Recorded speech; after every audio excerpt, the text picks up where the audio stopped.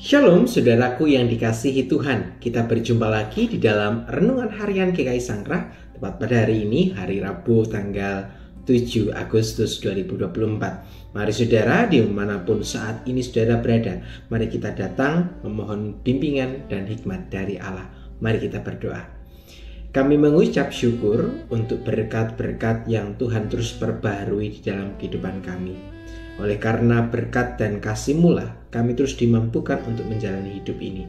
Untuk itu, saat ini kami ingin kembali datang kepada Tuhan, merenungkan kembali apa yang menjadi firman Tuhan, supaya firman-Mu menjadi kekuatan bagi setiap kehidupan kami. Berfirmanlah ya Tuhan di tengah-tengah kami, sebab setiap kami saat ini sudah siap untuk mendengarkannya. Di dalam nama-Mu Tuhan kami Yesus Kristus, kami berdoa dan mengucap syukur. Haleluya, amin.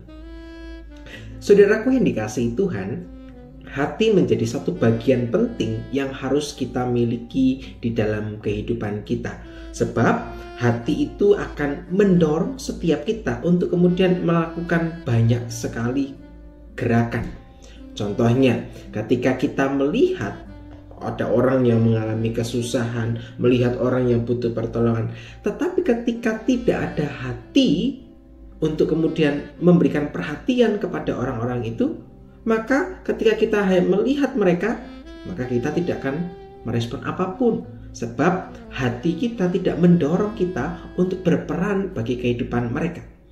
Tapi sebaliknya, mungkin ketika kita terbatas, entah secara kemampuan fisik, kemampuan finansial, ataupun kekurangan apapun, tapi kemudian kita memiliki hati, maka di tengah segala ketidakmampuan yang kita miliki tadi, kita akan punya sebuah semangat, sebuah dorongan untuk kita bisa menolong orang-orang yang ada di sekitar kita. Untuk itu, hati menjadi satu bagian penting di dalam kehidupan kekristenan, supaya kita bukan hanya sekedar melihat, sekedar hidup bersama-sama dengan orang-orang di sekitar kita, tapi kita juga berdampak bagi orang-orang di sekitar kita. Dan hal itu telah diteladankan oleh Yesus di dalam pembacaan Injil kita. Mari bersama kita lihat di dalam Markus pasal yang ke-8, ayatnya yang pertama sampai dengan ayatnya yang ketiga. Pada waktu itu ada pula orang banyak di situ yang besar jumlahnya. Dan karena mereka tidak mempunyai makanan, Yesus memanggil murid-muridnya dan berkata, "Hatiku tergerak oleh belas kasihan kepada orang banyak ini. Sudah 3 hari mereka mengikuti aku dan mereka tidak mempunyai makanan. Dan jika mereka kusuruh pulang ke rumahnya dengan lapar, mereka akan rebah di jalan. Sebab ada yang datang dari jauh." Nah, saudaraku yang kasih Tuhan, di dalam bagian ini Yesus sekali lagi melakukan mukjizat dengan memberikan makan kepada 4.000 orang. Kalau tadi di bagian sebelumnya mungkin kita tahu bahwa Yesus memberikan makan kepada 5.000 orang, kemudian Yesus memberikan makan kembali pada perikop ini kepada 4.000 orang. Tapi sebenarnya bagian ini memperlihatkan bahwa Yesus adalah Allah yang sungguh luar biasa, yang mampu untuk melakukan segala sesuatu. Hal ini dibuktikan ketika Yesus kembali melakukan mukjizat itu untuk kehidupan manusia. Maka di tengah peristiwa ini, Yesus berbela rasa, ia berbelas kasih kepada orang-orang yang mengikutinya. Apa yang terjadi? Kalau kita melihat bagian ini, Yesus melihat apa yang terjadi kepada orang banyak yang mengikutinya. Di sana dikatakan bahwa Yesus tergerak hatinya untuk kemudian memberikan apa yang menjadi kebutuhan orang banyak itu, yakni adalah makanan. Kenapa? Karena Yesus melihat bahwa orang-orang tadi sudah tidak memiliki bekal lagi. Untuk itulah kemudian Yesus mendorong para muridnya. Setelah bagian sebelumnya kita tahu bahwa Yesus telah memberikan contoh teladan. Kali ini di dalam Yesus memberikan 4.000 orang makanan, Yesus mendorong para muridnya untuk melakukan tindakan berbagi terkait apa yang mereka miliki. Dan para murid menjawab bahwa mereka hanya memiliki 7 roti. Dan Yesus kemudian memberkati roti itu sehingga roti itu tadi mencukupkan 4.000 orang dengan kenyang. Kenapa? Salah satu alasannya adalah Yesus ingin memastikan bahwa ketika para pengikut tadi sudah mendapatkan makanan rohani gitu ya, maka ia perlu juga makanan jasmani, sehingga ketika ia pulang ke rumahnya, mereka boleh tiba dengan selamat. Maka Yesus bukan hanya memikirkan terkait dengan peristiwa ketika mereka lapar saja, tetapi mereka juga diperhatikan Tuhan bagaimana kemudian kehidupan yang dijalaninya.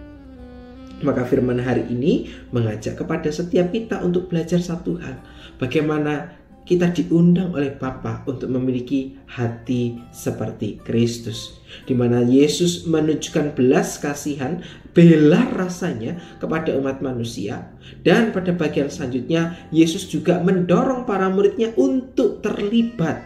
Karena Yesus tahu bahwa mereka bukan hanya sekedar belajar, tapi juga harus mempraktekkan. Maka di dalam kehidupan kita, mari bersama-sama kita mempertanyakan, sudahkah saudara dan saya memiliki hati Kristus? Hati yang mau peduli, hati yang mau menolong, memberikan tangan, bukan hanya sekedar melihat, mengetahui apa yang menjadi kesulitan dari orang lain, tapi benar-benar mau datang, mau memberikan kehidupan kita, memberikan bantuan apapun yang bisa lakukan kepada orang-orang sekitar kita. Biarlah firman hari ini sekali lagi mengingatkan kita untuk kita diundang memiliki hati seperti Kristus. Sebab Yesus sendiri telah memberikan teladan yang baik bagi setiap kita. Biarlah permenungan ini boleh menjadi satu kekuatan yang akan mendorong hati kita untuk juga berperan bagi dunia ini. Demikianlah firman Tuhan yang bisa saya bagikan. Mari bersama kita akan menutup permenungan ini dalam doa. Kita berdoa. Kami bersyukur untuk teladan kasih yang Tuhan berikan bagi setiap kami. Kasih-Mu begitu nyata atas kehidupan kami, maka mampukanlah setiap kami Tuhan untuk juga memiliki hati seperti Engkau. Hati yang mau senantiasa memperhatikan dan juga menolong orang-orang di sekitar kami. Di tengah segala keterbatasan kami, kiranya kasih Allah memampukan setiap kami supaya kami dapat berkarya secara nyata dimanapun Tuhan tempatkan kami. Kami bersyukur untuk firman Tuhan hari ini. Biarlah firman ini menguatkan kami dalam kami menjalani hidup hari demi hari. Terima kasih ya Bapa, di dalam nama-Mu Tuhan kami Yesus Kristus, kami berdoa dan mengucap syukur. Haleluya. Amin. Saudaraku yang kasih Tuhan, demikianlah firman Tuhan hari ini. Biarlah permenungan ini terus menggugah hati kita untuk melakukan perubahan hari demi hari.